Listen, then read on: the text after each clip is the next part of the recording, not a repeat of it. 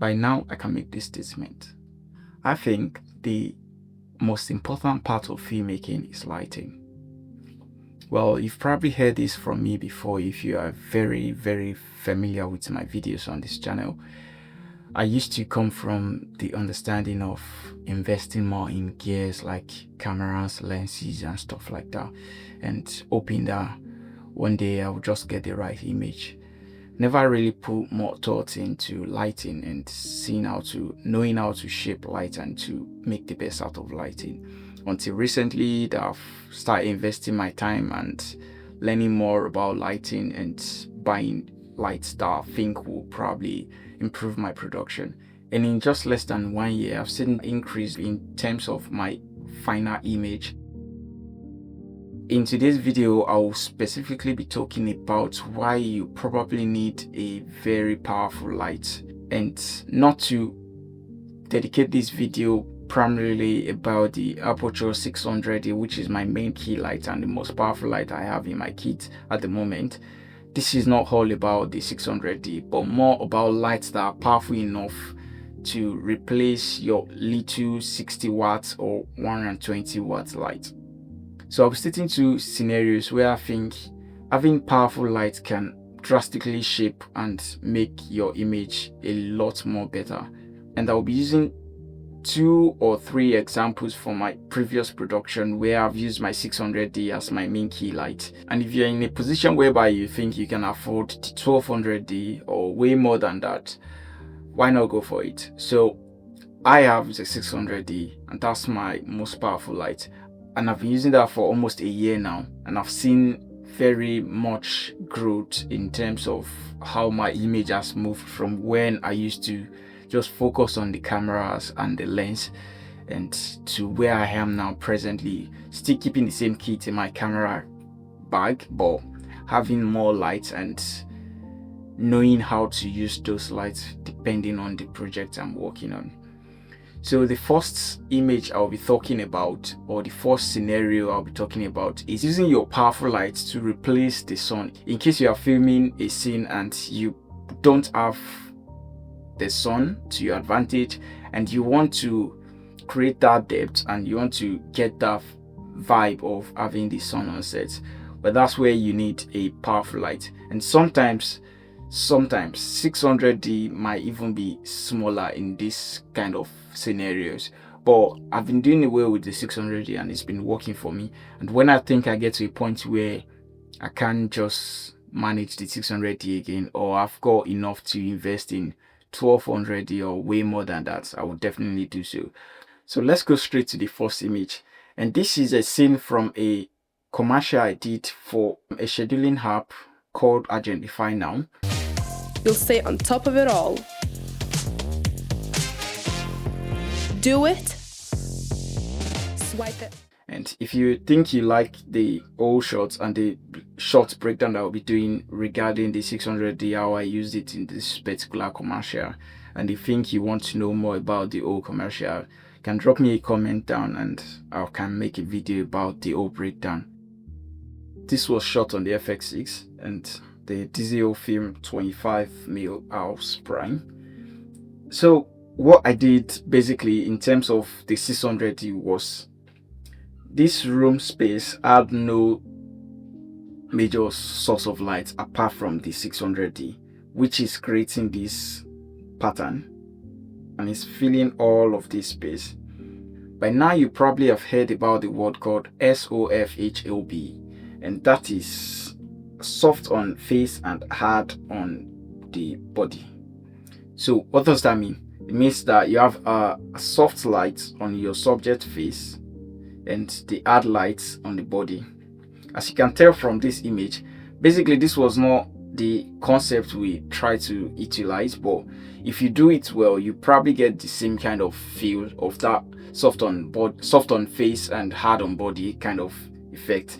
So what we did was, our main light, which was the 600D, was outside of this window. So this is my frame, for example, and this is the couch, this is the windows, and the 600D was positioned outside here, and it was shining the lights into this whole room.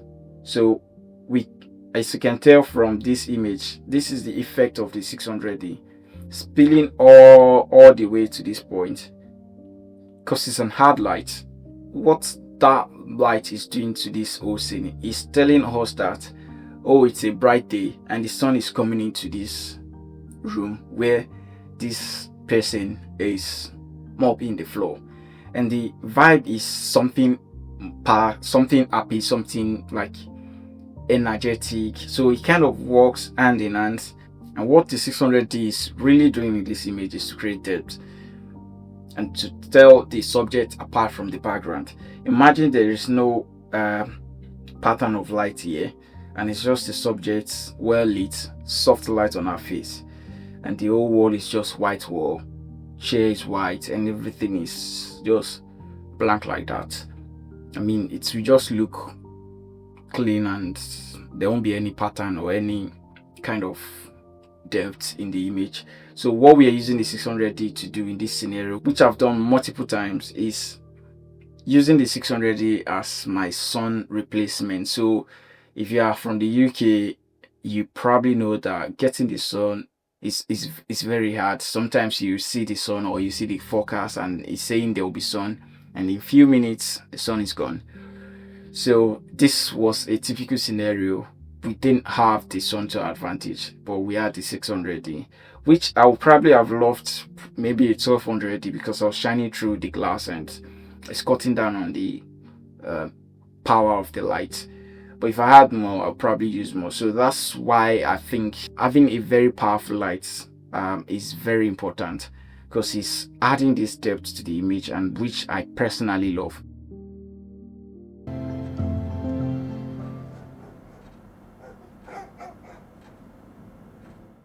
So this is another scenario of how I use the 600D, very related to the previous one I showed. And this is a scene from a short film I did. This light coming through this door, this beam of light, is a powerful light, and it's the 600D. So that's the Aputure 600D. And it's shining through from the, I positioned this outside, and I had the f-10 on, and that's giving me that directional source of light. So to amplify it, I used this smoke machine to create the effect of the beam of light coming through the door. So you can tell from this scene, the only source of light I used, the only light I used for this particular scene was the Aputure 600D, and it was shining through that door, creating this rim of light on her face and on her body, which I very much like, creating this effect. And it's to tell a relationship between the door and herself. And this short film, in case you've not seen it, is on my channel, is about this part of the door, and that's the mailbox. So trying to pull attention on the door, at the same time trying to show how interested she is about what's going on with the door. So I used the 600D with the f-10 Fresnel as my main source of light. If I had like probably 60D light or 120D, I probably have done this as well, but might not be as effective as the 600D was for this particular scene. So going straight into the other scenario of how I use the Aputure 600D or a powerful light as my main source of light is for interview. And I do a whole lot of interview every now and then, and recently I've been diving into using booklight system, and it's been working for me. I personally love very soft light, either on the face or on anything I'm filming. And if you are well aware of the way light works, the moment you start adding layers, diffusions to light, you start reducing your output. And imagine I'm using a 60D light or a 120D light, and I'm adding like 2 layers of diffusion to it to create a soft light, which you get from a book light. I'm losing a high number of intensity. I'm probably getting like 20% of it on a normal day. So that's where the 600D comes in. Even though sometimes I still feel I need more, but 600D is still doing the job. And this is a typical scenario. I've made a video about how I shot this, so I won't really be going in depth about it. If you want to see it, is on my channel as well. So what I did was creating a booklight setup right on this edge of the frame, and my 600D was shining right into this surface, which is a white surface, and was bouncing back to the face of the subject. And this was on 100%, was on full blast, and that gives this soft fall off of light on her face. So there is like a gradual fall off from being bright to being dark. So that's what I did here, and I personally like this image, and I used an hair light as well, but the main key light was the Aputure 600D in a booklight kind of setup. And I've done that a whole number of times using the booklight as my main key light. I just loved how much soft light you get off a booklight setup. And like I said, to get the booklight setup, you need diffusion, you need the light moving from the light to a surface that is bouncing it back, and then you are diffusing it to create like a two-layer sort of diffusion, which you probably get with a softbox that has like inner diffuser. But if you do that, you are losing like a high intensity of your light, and that's where the powerful lights like the 600D, like the 1200D, like 500D kind of light comes in. So like I said, this is not a video to sell you into buying the 600D or any Aputure light. I don't have any affiliation with them, but I'm just saying, if you are in a position whereby you've grown enough to get to a point where you need to light, or you are a gaffer, or you are looking forward to getting to a position where you need to light kind of setup like this, or I will highly advise that you invest your time and your money into buying a sort of light like this. Anything from 600D upward, I think, will be fine.